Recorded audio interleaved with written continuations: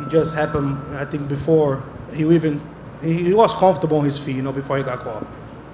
So obviously you got your part done. Israel Adesanya got his part done tonight. Did you get a chance to watch the fight as it unfolded, and what did you think of his performance? Bom, você fez a sua parte, o Adesanya fez a dele. Você teve a chance de sentar e assistir a luta do Adesanya, e o que você achou da performance dele? Bom, sim, fiquei muito feliz, né, com a minha vitória. Fiquei feliz com a vitória do Adesanya também. Mas ele vai ter que vir melhor do que ele fez hoje, porque é uma luta que não me empolgou e também não empolgou muitas pessoas, que no quarto round ali eu vi a galera indo embora. Mas da próxima vez eu vou fazer ele lutar e empolgar essas pessoas.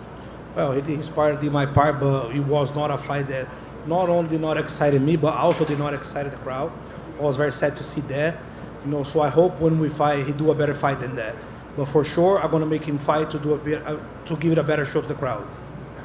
Last question for me. It does seem like that's going to be the next fight. So I guess ideally for you, when would it happen? Where would it take place? When will you fight it? Bom, parece que essa é a próxima luta mesmo, né? E o ideal para você, assim, onde e quando aconteceria essa luta? Bom, quando ele estivesse pronto, eu saí dessa luta, né? Passei pelo atendimento médico. Não tive nenhuma lesão, então vou estar pronto para voltar aos treinos. Eu poderia voltar amanhã, mas eu vou voltar daqui 2 semanas, né? Vou curtir meu momento, mas eu vou voltar mais focado ainda. Well, whenever he's ready, I just finished my fight. I'm fine, so can start training tomorrow. I'm gonna take 2 weeks to enjoy my life a little bit, but whenever he thinks he's ready to go, I'm good. Alex, just over here. Sean said before the fight that he thought he could stand with you. Do you think that he perhaps underestimated you at all? Bom, o Sean falou antes da luta que ele achou que ele conseguia trocar com você. Você acha que o fato de ele ter subestimado a sua trocação foi o resultado da luta?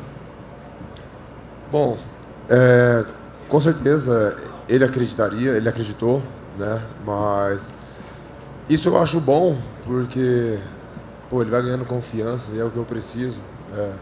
Quando ele está ali e acha que pode me derrotar, para mim isso é muito, muito melhor. Ele ganhar essa confiança. E eu, como eu falei nas minhas entrevistas, né? Eu sabia que era um cara duro, um cara difícil. E se eu sei que é dessa forma, eu vou ficar mais atento, eu vou ficar mais esperto. Agora, se ele acha que é fácil, deu no que deu. Yeah, he kept saying that, so he believed on himself like he did. So he went there, that's what I like. That's what I want. I want people that underestimate me. I want people that go and trade, because that's what happens, If the guy comes, really focused and try to do everything, makes me even better that I can get prepared for it. But, when you try to trade with me, you guys saw what happened. And there was a lot of talk about you perhaps getting this opportunity quite quickly in your career in the UFC. You said that you earned it tonight. How important was that for you to prove to everybody that you earned this opportunity and this shot at the title next? Bom, para muita gente veio falando que você não merecia ainda ganhar essa luta pelo cinturão, essa chance, devido ao fato de você só ter 2, 3 lutas no UFC. Quão importante que foi para você hoje de mostrar que você é merecedor dessa chance de lutar pelo cinturão agora? Eu vi muitas pessoas dando entrevista, mais pessoas do meio mesmo, né? Até outros lutadores, não sei o porquê, né? Talvez não aconteceu da mesma forma com eles. E aí as pessoas falam mesmo, mas eu acho que o público quer ver isso, né? Porque eu tenho certeza que as pessoas que pagam pelo ingresso para vir assistir um show, eles querem ver mesmo, quer ver o que eles viram hoje, né? Eu nocauteando ali meu adversário, né? Às vezes não importa quem que seja, né? Quem que vai estar no chão, eles querem ver o show. E eu fiz isso para eles. Absolutely, a lot of people talk, especially fighters, they think they have a chance over me, but, ahead of me. So, feel good to prove that, and, because by the end of the day, it's what the people want, and the people want to see knockouts. People want to see the style that I fight. People want to see whoever is in front of me getting knocked out, and that's what I bring for them. Alex over here. John Jones had a lot of good things to say about you. He says that he's picking you over Adesanya. Should you fight him next? What do you have to say about all of that?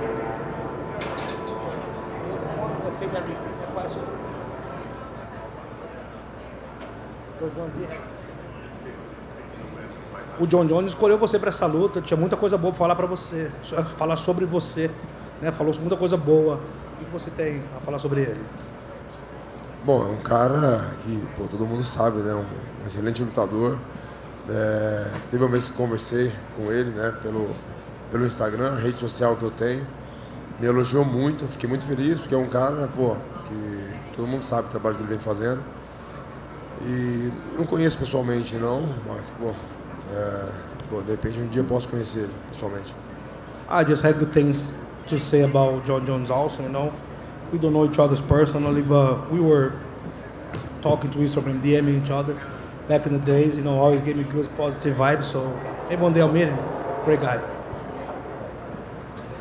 Alex, one last one. Did you sense that Sean might have been a little nervous in the cage with you? Você sentiu que o Sean tava meio nervoso, assim, nervoso que eu quero dizer assim, meio com medo de você na luta? Bom, na semana da luta aqui, né, depois da entrevista, a gente participou da coletiva. Eu vi que ele se focou totalmente ali, né, falando do Adesanya, né, e sendo que ele iria lutar comigo. Eu não sei qual que era o motivo, mas isso mostrou uma certa insegurança e eu aproveitei o momento. Well, during the week, that's what he showed to me, especially in the press conference, when he started attacking Adesanya, you know, he showed that his focus were not there, you know, so I used that on my favor, and I think, yeah, it was a little concerned. Thank you. Congratulations.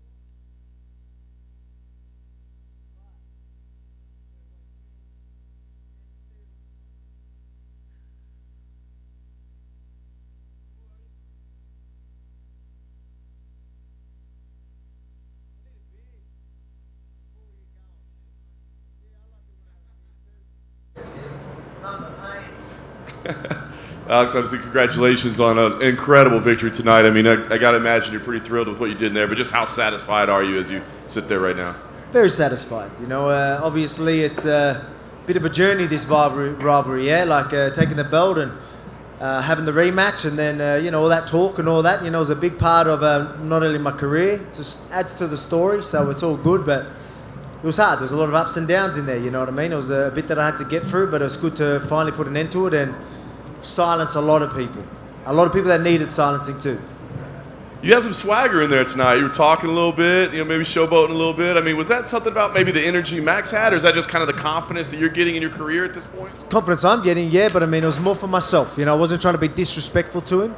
It was more just let him know that, like, I was just telling him, I'm going, man, I'm seeing everything you're throwing. Like, you know, like I think I might have said you're too slow. I didn't, you know, wanted to be too offensive when I'm saying it, but just purely let him know and let myself know and stay on. Because I knew I had to go out there. I wanted to win every exchange. I wanted to just be better and know that I'm better, and don't get bored in there. Don't get too complacent. Don't you know? Don't think you've done enough and chill. Don't start to cower. Don't do any of that. Stand your ground. Hold the line. So, you know, hold the line. You know what I mean? And just yeah, do your thing. Yeah, so it wasn't disrespect. Yeah, I got nothing but respect for Max. I wouldn't be the fighter I am today without him. He's made me raise the bar. I don't need anyone to help me raise the bar. I can do it myself, but he makes it easy. You know, he makes it easy to make me be disciplined. I know you'd already gone 5 rounds with him twice before, but you had him hurt early on, cut up. Were you surprised that this thing went all 5 rounds tonight, or did you expect that from him? How can you be surprised with Max? You know what I mean? Obviously, a finish is always good, but I mean, for people to expect you know, a finish with a fight like this, we're both durable, we're both tough, we're both smart. You know what I mean? It's, again, a legendary chin that I wanted to crack, and it stays legendary again. So credit to him. We see the wrap on the hand there, I guess. Can you tell us what happened and what the initial diagnosis is?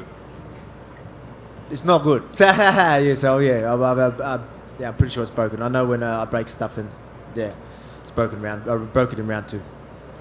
Last thing for me, I mean, I know you're saying, hey, I want this champ opportunity. I guess the hand will kind of factor into that. Close down. But gives me time to see what's up, what's going on. You know okay, what so I that's mean? what I was going to ask, if there was any scenario where, because obviously that's a vacant belt right now, where you should be in the first title fight, or do you think that hands? I mean, do you see a scenario where you should be competing for the title first, or do you think you're going to have to like go against somebody? Yeah, of course I do. No, I don't need to fight anyone. Come on, man. I'm a dominant champ, taking out guys like Max Holloway 3 times.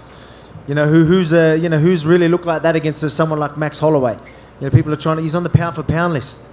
You know what I mean? You don't get to see this very often. You don't get to see someone dominate someone who's so high on the pound for pound list. You know, considered one of the greatest featherweights of all time. To think that I don't deserve to just move straight up, I think would be pretty silly. Well, and to be clear, I just mean like a lot of people think I'm offended. No, I'm joking. No, you definitely deserve it. What I mean was like a lot of people say, look, it looks like Charles Oliveira and Islam Makhachev are lined up for that title first. Like, do you think that should happen first, or do you think, no, man, I should be the first? Maybe we don't even have to ask the question. You know what I mean? So, again, I wanted to be active, but you know, my division wasn't going to keep me active enough. I would have had to wait. So this may become a good time. But you know, luckily we're getting paid good. You know, we signed a new deal. You know, and I'm very happy with it. You know, to be a highest paid featherweight outside Conor, you know, is pretty impressive. So I'm proud of that, and it's only up from me. Alex, to your left. In your and Max's last 16 fights against featherweights not named Volkanovski, he's 16-0 with 10 finishes. I mean, he has absolutely run roughshod over the featherweight division. Does that make it more impressive for you to have beaten him 3 times like you have, given what he's done to the rest of the division? Oh, man, to have 3 title fights and 3 title fight wins over someone like Max rather than just other guys, of course. He was the #1 contender the whole time. Considered the greatest featherweight of all time as well, people would have his name there, you know what I mean? So, yeah, man, it's incredible, of course. Like, you know, to sit there and take out someone like Max 3 times. That's really, really, really saying something. So they are a lot bigger wins than your average defense. And when you look at, you know, for years people have said the greatest fighters of all time have been Anderson Silva, John Jones, you know, Khabib. But when you win 21 in a row and 12 in a row in the UFC and dominate guys of the caliber that you're dominating, do you think not only the greatest featherweight of all time, but you deserve to be in discussion of the greatest fighter of all time? Look, man, it's not up to me, but I think you'd be a bit of a fool to not have me in them conversations, you know what I mean? Like, look what I'm doing, look at the resume. But again, that's not up to me, you know what I mean? But we're doing good. We're pretty impressive, and I don't know, what do you guys think, you know what I mean? Like, I know people have been pretty biased and being, again, I've talked about being hard dubbed by a lot of my speech was to stand up. Maybe some of yous as well. Stand up, some of yous, some of the haters. A lot of people needed to see me go out there and do that. I wanted to silence people. I don't hold it. I don't hold any animosity. I'm not angry at yous, but some of yous needed to know. I'm not pointing at you. I'm just saying, like, some people needed to know. So again, you can be biased as you want, but I mean, what I'm doing is pretty incredible. And for everyone watching, still, again, that's what I mean by stand your ground. People are going to try and bring you down whatever way they can. I was getting people trying to bring me down from all angles. I stood up and said, "Hey, cop that," and now look at me. Alex. I wanted to ask you one or two other questions, and so one of them is you didn't come into the sport as a blue chip, like you weren't this guy that people were talking about the day you turned pro. There's a kid named Bo Nickel that was a great wrestler. That's starting in MMA now, and he has an All-American wrestling background. When did you finally start to believe that you could be at that level? Like, at what point in your career did you start to say, "Hey, you know what? I'm good at this, and I could, reach these great, extraordinary heights"? Back in the streets of the Gong, pretty early, you know what I mean? I went in the gym, and even Joe Lopez, my head coach, he doesn't let anyone just fight and go and fight. Like, didn't take him long. He knew that I had the ticker. I had a lot of go in me, and not only I had that belief, he had that belief in me as well, pretty early. Alex, right over here. Did you see the cut on Max, and were you surprised that it didn't get stopped? I did. Hey, like I said, there's been some people that have said some things, and there's been. I'm not going to hate on anyone. We've had our chats. I'm okay. I'm over it. But some people needed to see that, and I hope you respect me now, and have me as a real champ now, because I know you've been sort of maybe not too disrespectful, but disrespectful enough. So hopefully I've changed your tone, and I'm happy to answer your question now. Yeah, well, that was never my intention. I tweeted out tonight that I think you're neck and neck with Kamaru Usman for #1 pound for pound. I appreciate it. Thank you. Want to know about your interaction with Henry Cejudo backstage? We saw him come up to you, and you guys had some words. Mm-hmm. What happened there?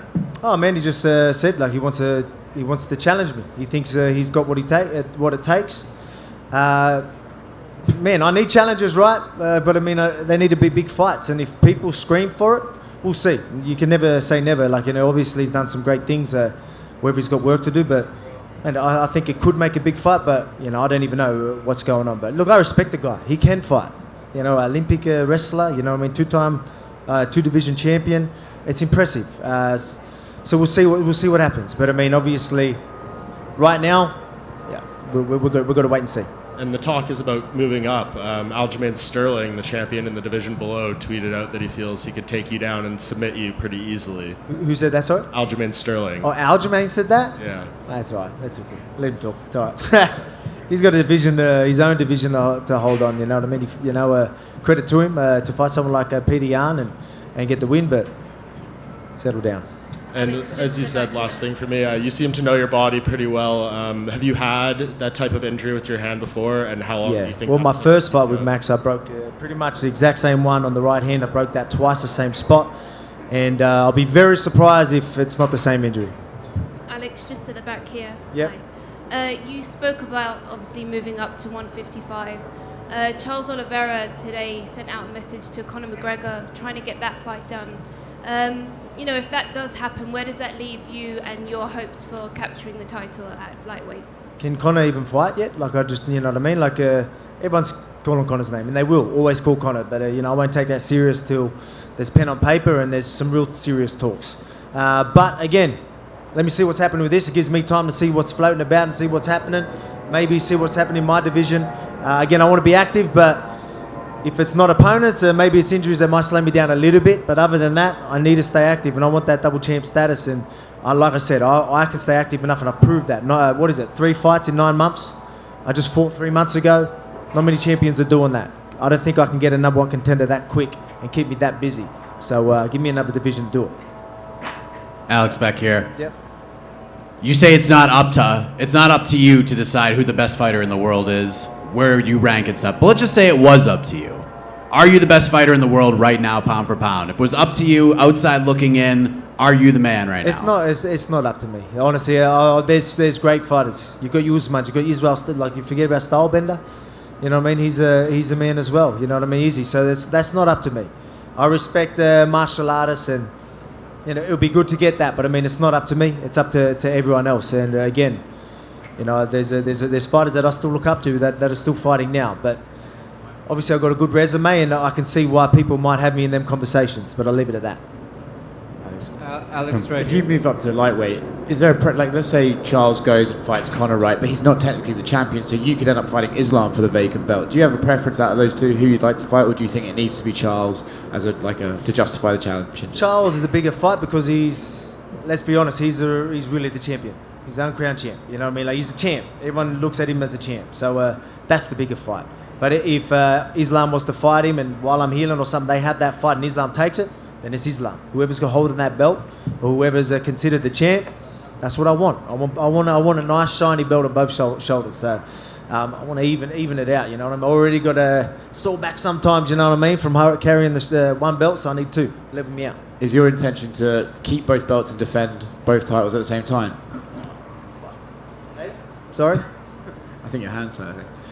Do you intend on holding both belts at the same time and defending both titles, like running both divisions simultaneously? Yeah, 100%. Do I think I can defend both belts? Yeah, 100%. That's what I mean. I want to be active, and I'm a fighter that's proved that I can do it.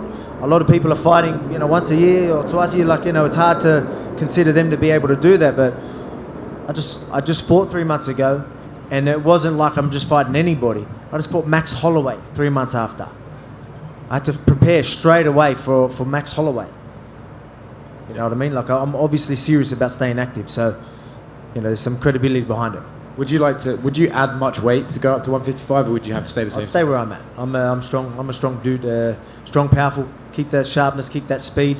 Man, like I said, I train with a lot of heavier guys. People, I don't know how they, think that I wouldn't be able to handle it. Like I said, a lot of my training partners are very high level lightweights, if not even heavier sometimes. Alex, and obviously my weights as well, but I've got a lot of big boys that I train with. Alex, over here. Yes. A lot was being made going into the fight about Max sort of, trash talking a bit, which is kind of out of character. Looking back on the fight now with how it played out, do you think that maybe worked against him at all? Not to take anything away from your performance, but kind of looking back at maybe his mentality going into the fight. No, it worked against him because it gave me the fire. It gave me the fire. I needed that. I was going to go into that press conference. I thought it was going to be chill.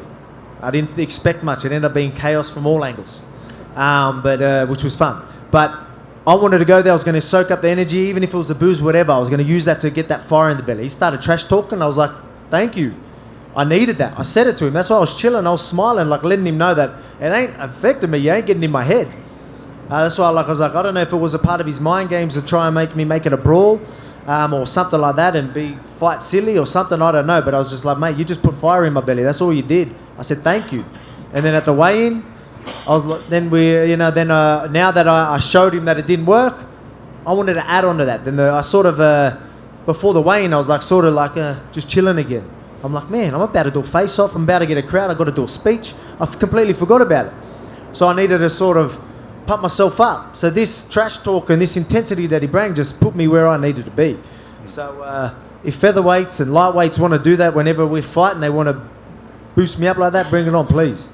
And kind of on that note as well, you talked about after the fight several times saying you got to stand up for yourself, and you really sort of pushed that message. Was it that talk? Because, you do hear it, people saying Max was the uncrowned champ after that rematch and saying that he won. Was that the main thing? I think Mike Bourne might have said that too, eh? I'm not calling anyone's names here. I'm just saying in general, you did hear some of that talk. Was that the sort of the main part of the message? Look, I don't know what I've moved past that, so I don't hold any grudge. I'm all good. But I mean, there was a part of my time where that shit did get to me, and it hurt. It was hurting. It was a hard time, but it made me now who I am. So I'm proud. I'm happy that all happened. It's all a good experience for me. Now it made me unstoppable, invincible. A lot of people were bringing me down, you know what I mean? And I had to stand up for myself from all angles. And I think people can understand what I'm trying to say there. All angles. Yeah. All angles. Even you've got no idea. People don't now I can say it because I went and done that to Max. Mm-hmm. That second fight with Max, when I tell you I didn't turn up, there's a few things that happened. We obviously know about USADA coming in, waking me up 4 hours before I had to get up, which is ridiculous. Don't know how that happened and how that could happen. I'm over that. But I mean, you know, I end up doing silly things as well. I took like melatonin tablets thinking it was just silly. And then I woke up like drunk. Not drunk, but like, So it was rough. It was rough. But, you know, I'm not the type of guy to make excuses. I'm telling you now because I got to shut everyone up. Sorry, I'm a bit worked up. I got to silence a lot of people. And now I'm telling you, I didn't turn up. Now you're going to believe that because of what I just did tonight. Yeah. So, again, that's why I was so confident coming into this one. I was saying I didn't turn up. He turned up, and he still couldn't beat me. Now you know why I'm so confident. A lot of people watching at home felt like this was your best performance. Was this the most satisfying win from your perspective? Yeah, man, a finish would have been great, but I mean, like, you know, I didn't bother saying I'm going to knock him out because how many fights has he had? Like 30 people have tried and 30 people haven't even dropped him. So, did I get a drop? I don't know if I dropped him. No, I don't think I dropped him. Fuck. That Alex, legendary chin holds on once again. Alex, right back here. You've been one of those champions, you know, through all of it. Just Alex from Australia, competitively out there with your skills. What keeps pushing you to keep getting better when you've already achieved everything you have? In terms of in the gym and just getting better as a martial artist. Well, that's it. I want to be better. You got to be disciplined. You know, people say they want to be better, but they don't do the work. You know, I'm lucky enough to have a team that's going to help me be better. We're going to study. We're going to try and improve. There's so many ways to improve. It's mixed martial arts. Look how many martial arts there are. Then you've got your brain, your mental side. Then you've got your strength and conditioning, your nutrition. You can evolve everywhere. And that's what I try to say to people fight week. People are saying how he leveled up. I go, yeah, we both leveled up skill-wise, but I leveled up here. And you've seen what I meant by that tonight. Another question I have, when you look back on a fight like tonight, or for example, your fight with the Zombie recently, when you watch it back and we see it, it's like, man, this guy was just dialed in. When you watch it, what kind of things do you see from yourself? Well, I got to watch it, yeah. Like, it's funny, like, because again, I'm my hardest critic, you know what I mean? So I go in there and it doesn't look as pretty to me because I'm a hardest critic. So for while it's happening, even though I was in there and I knew I was jabbing him up and things were going well, you know, sometimes you need to check yourself. You know what I mean? And that's why I was talking, and that's why you see me saying stuff. It was just purely to stay in my own head and just let me know. Because even the Zombie, I was zoned in, people you would never have known, but I wasn't getting bored in there, but I was, I almost didn't want to be in there. I was tired. It was like 1:30 in the morning. I was like, man, hurry up. I just want to get this over and done with. It was a weird feeling for me. So I remembered that this week. I'm like, I need that fire in the belly. That's what I mean with the press conference and that trash talk that he started. Thank you. I needed that. While I was talking to him in there, I needed it. Stay sharp, stay on. And I really felt that tonight. Thank you. Alexander, right here. You specifically spoke out to your countrymen afterwards. You kind of addressed it a little bit about stand up for yourself. Yeah. What was behind that message? Did it have anything to do with the draconian restrictions during the past 2 years, or am I reading too much into that? You're probably reading a bit too much. It was a lot of things. Like, obviously, again, I was hard done by with criticism, bias. I could say a lot of bias sort of stuff, but I mean, again, like I don't care. Like I don't want to sit there and whinge. Like I'm not whinging about it. But I mean, I was hard done by. But I mean, it might have been hard at one point to get through it. But now, I stood up for myself, stood my ground, and now everyone's jumping on board. Alex, one question over here. You said you wanted a beer when you got up to that. You got one? Anyone got a beer? What? Hook a brother up. You got one for me? I'll scull it for you right now. Is a shoey on the menu for you tonight, and how do you plan on celebrating? Just let me. I'll just scull a beer. You know what I mean? Like, my hand. I don't know if I can do my good technique. I've got a perfect technique, so I don't spill it with the shoe. My hands are too busted up to do that, so I might just need to hold it and just down it. Back at UFC 193, you turned up to the fighter hotel every single day, just in case there was a dropout, someone couldn't make the weight. Looking at where you are now, back then, did you think this was possible? Yeah, man, that's the mentality I've always had. You know what I mean? Like I talk about, or even when I was looking for that title, don't let anyone take that opportunity away from you. Be there. Be the guy that, you know, all right, if they need someone, you're going to have to be the guy. That's what I was doing when I was chasing that title, you know what I mean? Like I went over to Edmonton, you know the story. You know what I mean? I'm doing these types of things. That's what I was doing. And as champion, I still got that mentality. I still got that drive. You know what I mean? And that's made me who I am. You know, obviously I'm skilled, I'm fast. A lot of people are going to watch and be like, man, this bloke's talented as fuck. Excuse my language. But I mean, so much more than that. It's that mentality that I have that's made me be who I am and what you see out there. So it's, man, that's just what I've always had. And yeah, man, that never give up attitude, man. Stand up for yourself. Bull Volk's coming for fucking everyone. I told you. Just to follow up on that, if someone had pulled out during that fight week and you got in back then at 193, do you think the storyline would have been the same? Do you think you would have just blitzed the way you have through to the title? Yeah, I think so. I don't know when I got in after that, how long after it was, but hey, I think everything happens for a reason. I really do, man. Sometimes the craziest shit happens and then you're like, what the hell? And then bang, something better comes out of it and it works in your favor anyway. Stay positive. Stand your ground. And you'll be right. And that's this is just still the beginning of a crazy story. Like I said, got a new contract I'm very proud of, I think you're going to be seeing something special from here on out. Hey Alex, just to clarify, how many hours before the fight against Max the last time did you saw to wake you up? Before I had to get up? Like, how long was it before you had to wake up? Didn't want to get into it, but I mean, it was 4 hours before I had to get up. So it was halfway through my sleep. I literally got there, they woke us all up and said that they were going to test him. And obviously my coaches and management were like, what do you mean? Like, what the hell? Went there, and then obviously I woke up during the night to piss. I couldn't fill it up. Had to water load. Like, again, the story goes on. I was sculling water so I could hurry up and piss so I can go to bed. Couldn't get to sleep, so I took melatonin tablets. Woke up, still in a sleep cycle, and then and now that you watch that fight, it probably makes a bit of sense. So put it this way: when I say I didn't turn up, now I can say it. You know, it's not an excuse because look what I did tonight. I waited till now to tell you the full story. But I mean, that's why I'm so confident. Look what I did. I forced everything. If you watch I had no reactions. My reaction times was way off. I had no reaction, no pace. Everything was forced. I had to force everything. I had to use my head to just force things to happen. But that's the type of guy I am. Even when things were all against me, I still stood my ground. I still forced shit and made it happen.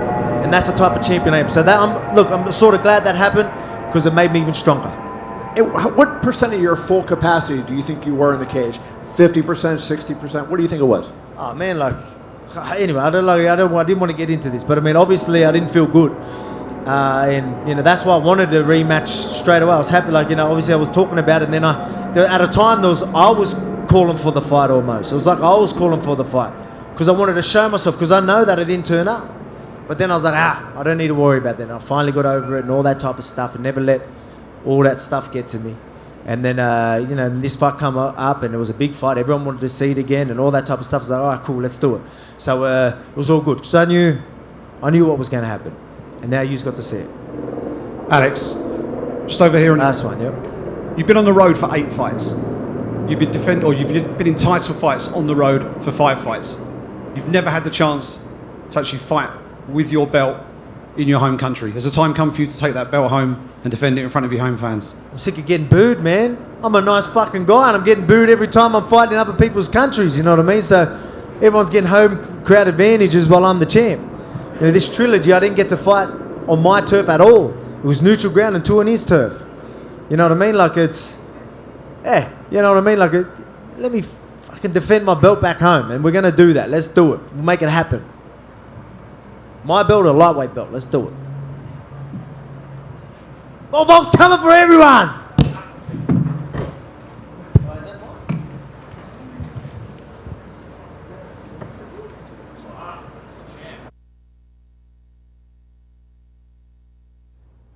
Excuse me if the energy was a little bit off, guys. Bit of pain.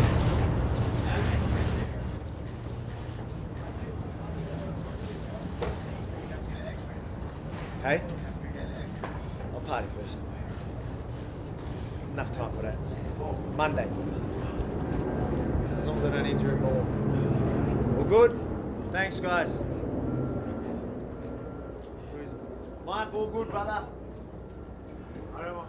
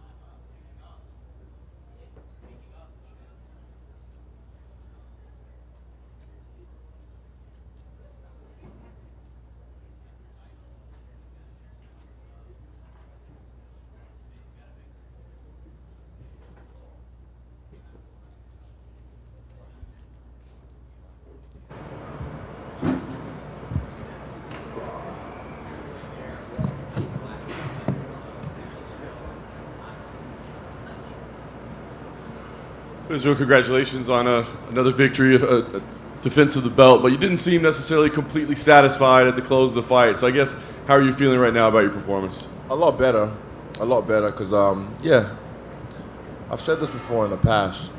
On my worst day, I can kill the best man. I call that suicide. So on my worst day, on the off night, I had an off night tonight. So Eugene told me, the people who really know you, my teammates, my family, they know you had an off night. And I still fucked them up. When did you know you were having an off night? Like, was there anything during the day that you thought it's not feeling right, or on the way to the No. cage? It was in the fight, maybe when I couldn't find my power, like my power shots, my kicks. The initiators, the jabs, the leg kicks were working, but I was trying to find the power shots, but he was adjusting well. It wasn't just me versus him. It was his team versus my team, which is what I was also looking forward to. So I told John Crouch, I was looking forward to that, the battle of the game plans. And it's the helicopter. And yeah, so I was just looking forward to John Crouch versus Eugene Behrman, and they were adjusting well each round. I could hear them even talking what they were saying. I was like, okay. But yeah, he's a formidable fighter. I've called this ages ago, and he showed it tonight. Like you said, you were looking forward to this fight for a long time. So I guess what did surprise you in there tonight? You praised his game plan. What played out differently than you thought it would? What played out differently? Yeah, his adjustments to what I was doing. Because I'd go ahead, I'd go to his body, I'd go to his legs. I'm just gonna keep going.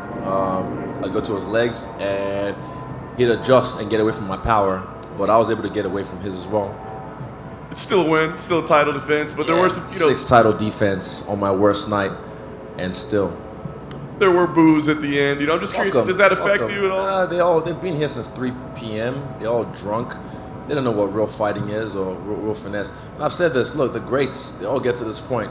I've seen it when I was just a fan, still a fan. Anderson Silva, GSP. I remember fights where I'd be like, that was a fucking fantastic fight.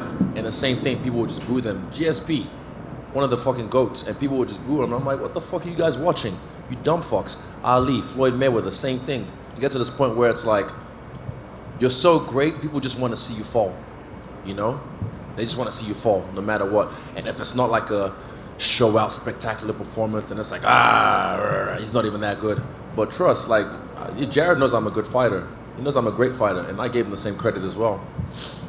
Last thing for me, you've been saying Alex Bejeda, that's the next fight. I guess, did you see his performance tonight? What'd you think about it? And I guess, how soon do you think you'd like to line up that fight if that is indeed the next one? That's the next fight. I saw his fight. It was a good fight, but Sean Strickland should have focused on his job like I told him to. Soon, how soon? We'll find out. Is he?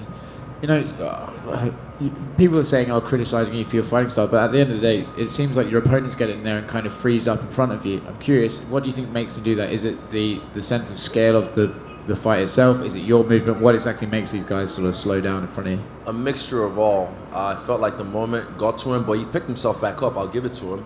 He adjusted and picked his energy back up, and I feel like the moment and the skills, I feel that's what gets to them. And I said, this is an acquired taste to be under the spotlight. I can thrive under this bitch. I don't melt under the spotlight. I shine.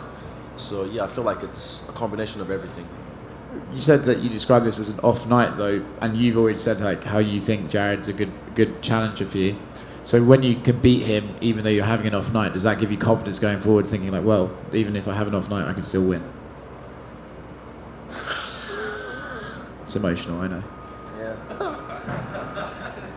You're good, Oscar. That's why I like you. Mom? Thanks, Dad. Let me see. Gives me confidence. Going forward, yeah, I like the story. Like I've said this is my life is a movie. My life is an anime. Whatever. I'm facing a guy who's beat me in kickboxing, and now he's still chasing me because he knows I'm the king, and he wants to try and get that away from me. You guys see what happens when my back's against the wall, when I really have that pressure. I put pressure on myself, but when I have pressure put on me as well. So, yeah, I look forward to fighting him in that next fight. How soon, we'll find out. I need a bourbon and maybe a couple of shots, and I'll see how I'm feeling first. Israel in the front just right going off of Sorry. Yeah, you go. Oh, Sorry, you go. Leah. just going You're off next. of just going off of that, you said that gives you pressure, knowing that you're going to be going up against Alex next, and given your history. But does that give you that kind of fire? Being a champion, defending your belt for so many times, do you need that kind of extra fire to kind of keep you hungry as a champion? No, really. I was very hungry for this fight. I felt like this camp, you can ask Eugene, this camp was great. Even better than the last camp, because he asked me at the beginning of this camp, how are you going to make it better than the last one? But I don't feel like I need it. I'm just taking, tick, tick, tick, tick, 6 title defenses, and still on my worst night. So the next one, it's something interesting for me. Someone I fought before in a different code, and I get to show him what MMA is about, what mixed martial arts is about. And of course, you had a lot of respect for Jared going into this one. Yeah. What was the conversation like between you two? After the fight, we saw you both kind of. What did I said? Like, we're just showing respect.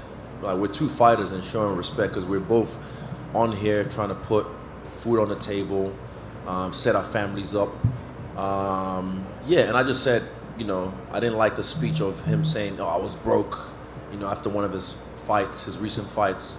And I was like, I hope your management got you sorted for this fight. I hope they pushed for more money for him for this fight. Like I said, you guys are asking me, what am I doing for these fighters, for fighter pay, whatnot.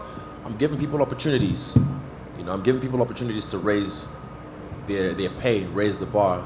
And also, so it was just me and him showing appreciation, and that was it. And then just final one from me. John Jones came out on Twitter. Fuck John Jones. Fuck John. I don't want to hear about that bitch. What are you going to talk about my nails for? He's just jealous and insecure as a fuckboy. He could never rock shit like this. He's a bitch. And also he said that he was backing. Fuck him. I don't really give a fuck what he thinks. Yeah, next. Okay, thank you. I have to ask you about your entrance. It was obviously with the Undertaker urn, the hat, the music. How did you get all that approved? And I know you said you were feeling dark all week, so was that just the theme? It just works. I don't know. Like the theme for me. I'm an artist. It just works. I didn't plan on Vince and the Triple H and them being here. On Tuesday, I was chilling. So Wednesday nights when we wrestle, towards the end of the rounds, 12 rounds, towards the end, the last 3 or 4 rounds, I'll chalk on my playlist from YouTube, WWE Attitude, from the Attitude Era. I have like 20 different tracks from superstars I admire, and that will get me in that zone, and the Undertaker's theme was one of them. So as I was sitting down feeling it on Tuesday, it just made sense. And also big shout out to the UFC production team, because they were really accommodating and just helpful to make it a show. This is the UFC. You want to give them a show, you know what I mean? So, and I said all week, this feels like WrestleMania. Who's undefeated at WrestleMania? The Undertaker.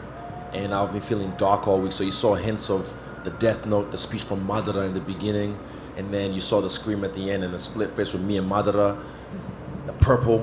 Fuck, it just makes sense. Susano, all that. How hands-on were you in that creation? Very hands-on. I'm very hands-on with my freestyle bender team. Shout out to Luca, Stay Hydrated, Jeff St. Lair, and David Blackamoto, the greatest reporter in the history of the MMA. And I was very hands-on. I felt like a producer today when I was at the arena. So I was speaking. Who's that? Was Jimmy? Fuck. Excuse me if I forgot his name. I think it was Jimmy. I was talking to him and just walked through, and then having a look on the screen, seeing what it looked like from TV, seeing what it looked like in the arena, and they were so accommodating, which was really cool. And I appreciate that, because again, I like to put on a show. I like to entertain, and I did just that. What's your favorite Undertaker match? Fuck. Him and Mick Foley is the first one that comes to mind, and I think Mick Foley might have broken his neck. Hell in the Cell? Oh, Hell in the Cell, off the top rope. That's the first one that He came jumped to mind. off the stretcher to run back? Yeah, fucking crazy, man. Good times. Is he? You had talked about giving paydays for other fighters and helping them improve their situation. But what about for yourself? Because now you set yourself up to fight Alex, and the drama that's going to come. Hey, I'm telling you, I said Sean or Alex is big money fights. Yeah. They're either big money fights. And I look forward to this one. And my boy Timbo, he knows what's going on, so we're gonna work. And me and the UFC, we have a good relationship. I like working with them, and I've said this already. Rising tides lifts all the ships, but Rome wasn't built in a day. So it's a step-by-step process. And I even asked Jared after the fight. I told him, I was like, and he's like, yeah, I got looked after. I was like, good. And he's gonna keep that going. His management company, if they're smart, they'll keep pushing because he's a great fighter. I'm saying he's a good fighter, but he's a great fighter and a cool dude as well. Is there pressure on you in a night like this because you're a 5-1 favorite or better than 5-1 favorite to win, and you've got this Pereira fight coming up that will be your big performance, your big night? Does that put a little more pressure on you when everybody's expecting you to blow him out? No, not really. I wasn't focused on the odds. I didn't even know what the odds say. Oh, shout out to Drizzy. I don't know what he won, but yeah, what fucking curse. You guys are, not you guys, but anyone who's so stupid. I don't post shit, but like, was it the Vittori fight? Me and Drizzy was going back and forth fight week talking, and after the fight was going back and forth in the DMs talking as well. So I don't know, people walk curse, and also the green shorts, another curse. I've broken all the curses. I've broken, the Drake curse now. So stupid. I've broken the shorts curse, because apparently I changed my shorts from black and gold. EA cover curse, I've broken that. Embedded haircut curse, whatever fucking more curse. You're so stupid, you fucking cunts. Sometimes, all of you online, as soon as that video came out, all the comments were just curse. And I feel like they don't even believe it. They just saying it to try and get likes, to try and get like the thumbs ups, because they're doing it for likes. But yeah, I just remember. So shout out to Drake for betting $1 million on me, and yeah, I'll see you on OVO weekend. Hi, Izzy, over here to your right. Duke Rockhold told MMA Junkie that I'm the only one that could beat Israel Adesanya. What's your response to that? Everyone thinks that. Follow-up question: How are you gonna be celebrating with Volkanovski tonight? Fuck yeah! Oh, shout out to my guy Alexander Volkanovski. Just inspiring, fucking inspiring. Like I had a 5-0 shutout, but his was way cooler and more impressive. Like I said, I had an off night, but he was fucking on. Ooh, and when he's on from the first round. He started talking to Max. Also, I've said, shout out to Max Holloway. I'm a big fan. The guy's a cool dude, man. I've seen him around all week. He and his team are always really respectful, But this is what we do. We go to war, and afterwards we show respect. So it's my team against his team. But when it was in there and it was going down, even yesterday at the weigh-ins when they were like barking, I am the Heat. I was just like, yeah. I held the line with Alex back there. I was holding the line. But again, we're different, and Alex is fucking different, bro. You guys don't understand. He inspires me the way he fucking works. When he came over to CKB this camp, I knew the bar was gonna get raised, and he fucking raised the bar, man. Fucking beautiful. Ugh, beautiful. Izzy, when you say you had an off night, like when do you know that that's happening? Is it something that you knew before you even got in the cage? Is it unfolding? No, not before the cage. I mean, it was probably 4th round, but it wasn't something I dwelled on I'm having an off night. Afterwards, I look at the performance from my first person perspective, and I'm like, I have an off night. And Eugene was the first one to tell me, because they know. When you know your people, excuse me, hiccups. Water, please. Sorry.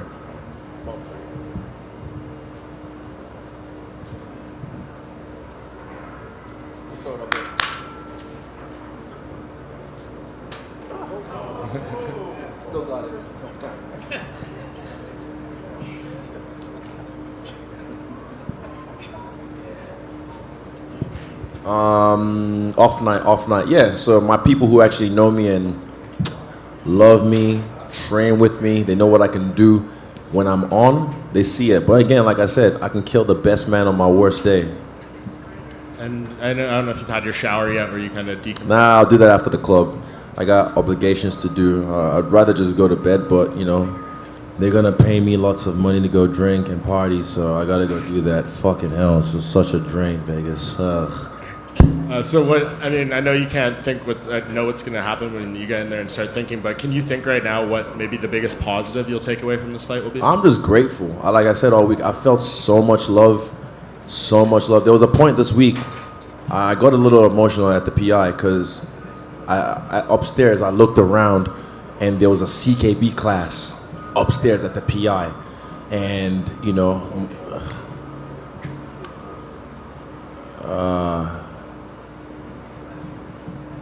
give me a second.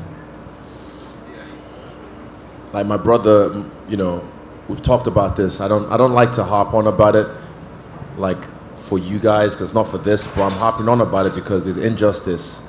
The guy who killed Falvake, he's getting 18 months, and he's going to be out earlier than that. So it's like, what the fuck? But there was a moment I had when I was looking around the class and seeing everyone just like training from my team. There was a lot of Kiwis and a bunch of Aussies as well. And I just felt emotional, and I just ran to the back of the PI, and I just kind of had a, moment to myself because I wished he was here just doing this shit with us. But I know he's looking down on us, inspired, and I know he's looking down on us, protecting us along with VDK, Monu, Praveen, Pati, Wilman. And yeah, it's just one of those things that for me, just being surrounded by my team, I just felt so loved this week. I felt so much love at the house we were at. I felt so much just mana, the spirit. And then as the fight got closer, our sport became a fortress for battle. And then, yeah, fuck, I feel good. But at the same time, yeah, I just love my team, man. I love my team. I appreciate that insight. And last thing from me, when Alex was in here earlier, he said, when you guys fight, I'm going to make him fight. The fact that he's already, thinking that he wants to, make it exciting or whatever his mindset is there, is that already kind of a win for you in a way that maybe he might try to fight outside of himself a bit? Like I said, at the top, it's nice at the top. It's nice at the top. So whatever he feels he needs to do to make me fight, I fought tonight. I fought my ass off tonight. Yeah, I didn't feel like I was chilling or I was waiting. I was pressing the action. I was going for it. I was touching him up. But like I said, I was just critical because I couldn't get my power stuff going. I couldn't get the change-ups going. But he's a formidable opponent. You can't sleep on this guy because he'll sleep you. And I'm not here to fucking, risk my health, risk my brain. And I do that, but I'm not going to do it stupidly just for the entertainment of some grongos, some drunk folks. Izzy, earlier you talked about the moment with Jared, and I was wondering at the press conference, his answers were kind of rambling a little bit. It sounded like he was nervous, and you said, "Hey man, just keep it short and sweet." Yeah. Like, did you kind of sense in that moment like he was starting to get to him a little? I could feel it from that moment, the moment after that, with the stare down when I shook his hand, and at the weigh-ins as well. Like I was like, he's not ready for this. But like I said, he picked himself up. He's a mature guy, I said. So I was like, he picked himself up later on in the fight. Like, I don't know what round, but I saw him right before the round, and he picked himself up with his breath, and I was like, huh. So I'm sure he does a lot of breath work as well. And yeah, he did what he had to do. And then the last thing for me is you mentioned the nails earlier. Was there anything from the commission like? They're just pretty. They're not sharp. They're drip tips. They're not even. They call them French tips apparently, but they're not even made in France. So I call them drip tips. And my toes, they're kind of sparkly, black and sparkles. I like them. I don't know why fucking men are so insecure about what the fuck I wear. No, sorry, I'm not. Not you guys. Not you guys. No, my bad. I didn't mean to come to you. I just wondered like if the commission was looking and they were like, oh, what's going on? Like there was no. Yeah, a little bit, but they check and kind of I see the look on their face. They pause and I'm just like, it's not that long. It's an illusion. It's just pretty. That's what I tell them. It's not that long. It's just pretty. Is you in the middle here? Israel down here to your left. When you made your walk with the Undertaker's theme, did you know that Vince and all them were actually? I found out this morning, but it wasn't a thing I planned. Like I said, the universe just provides, and it's a weird synergy, weird crossover. But I like it because I grew up on that shit. Did you get a chance to talk to them or see them backstage? No, I haven't talked to them. It'd be cool. I mean, I'm a big fan of Triple H. He just retired or became a Hall of Famer, which is cool. Yeah, he's a superstar as well, a legend in the game. So it's just cool to see guys like that. Yeah, but I hope they enjoy the show. Yeah, I had an off night, but still 5-0. It's crazy, isn't it? Alice won tonight. You won tonight. Kai is fighting in a few weeks. Could be 3 champions from City Kickboxing. Crazy. And with no government funding as well, no government backing like the national rugby or netball team or cricket team or national football team, and yet here we are, this little old island in the little spot in the world, 3 champions in the biggest combat sports league on the fucking planet right now. How amazing is that?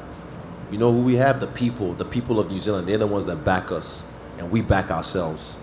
It's been a rough few years for you guys too. I Yeah, mean, with the fucking quarantine, pandemic, and your teammate, all that stuff, and then they gaslighting us as well. Oh, we're not blocking you guys. Meanwhile, they're letting the Indian cricket team into the country and letting them quarantine, letting the All Blacks quarantine in their own little bubble. But then they come to our bubble and break us up, hunting Dan, you know, while he's getting ready for his fight. You know, threatening to arrest him for what? For fucking training. You know, and then they're gaslighting us. So yeah, I don't do this for them anyway. They're the fucking bureaucrats. Fuck them. I do this for the people of the country, the people who support us as fighters. You know, that's who I do it for, and the people around the world who support me as well, regardless of nationality or wherever the fuck you come from. If you fuck with me, I fuck with you, and I appreciate you. What does it say about your team that you were able to, you know, overcome all that stuff and possibly have 3 champions in the UFC in a few weeks?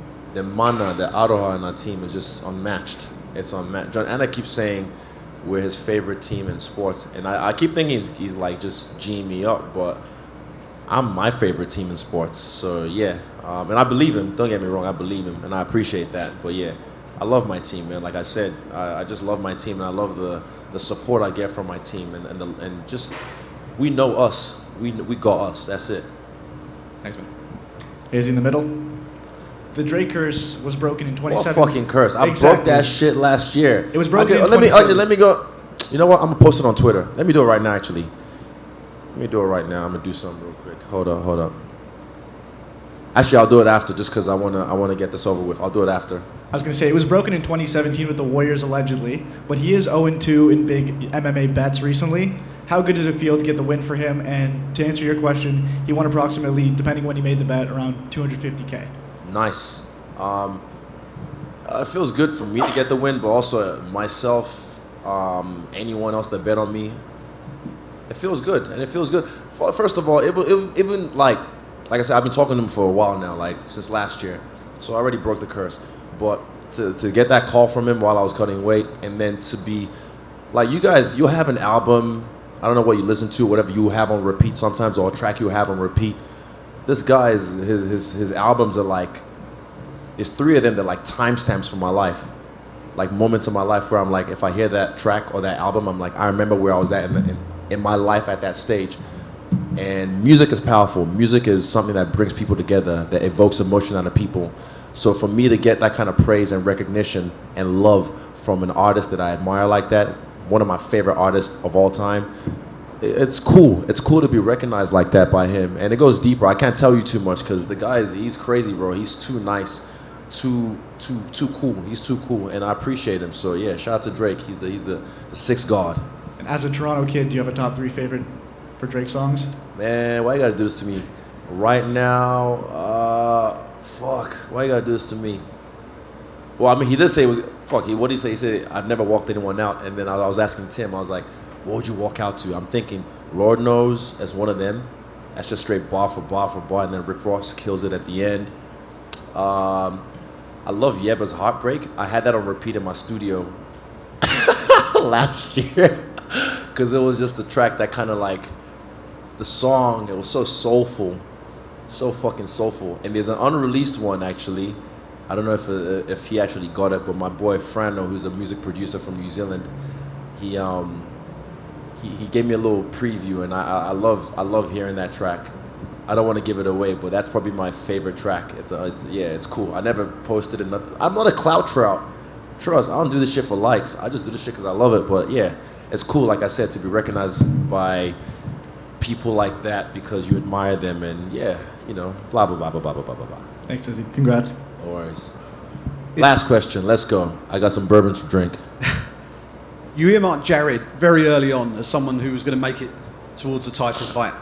Clearly, you're sort of looking many moves ahead and looking at the field and seeing who's coming up. I just wondered, who's next? Who's going to break from the pack that you've kind of earmarked as someone who's moving their way up and could potentially face you further down the line?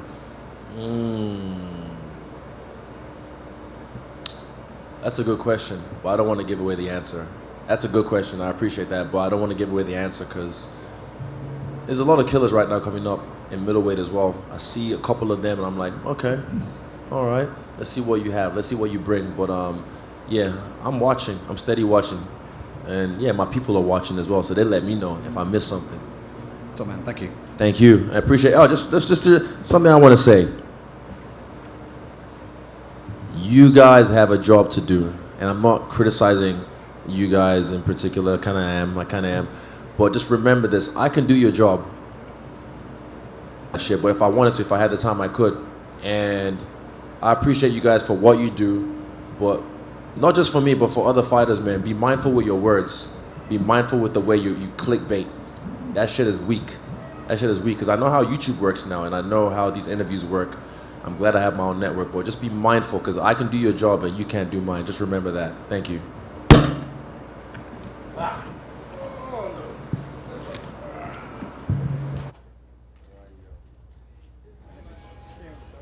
I will do that.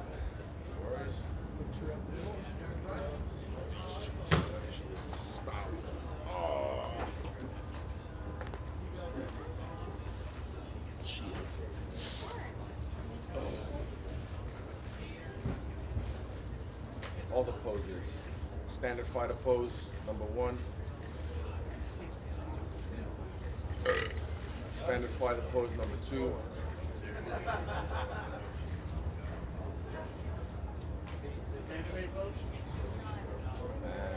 I have one right now. Thanks, you guys.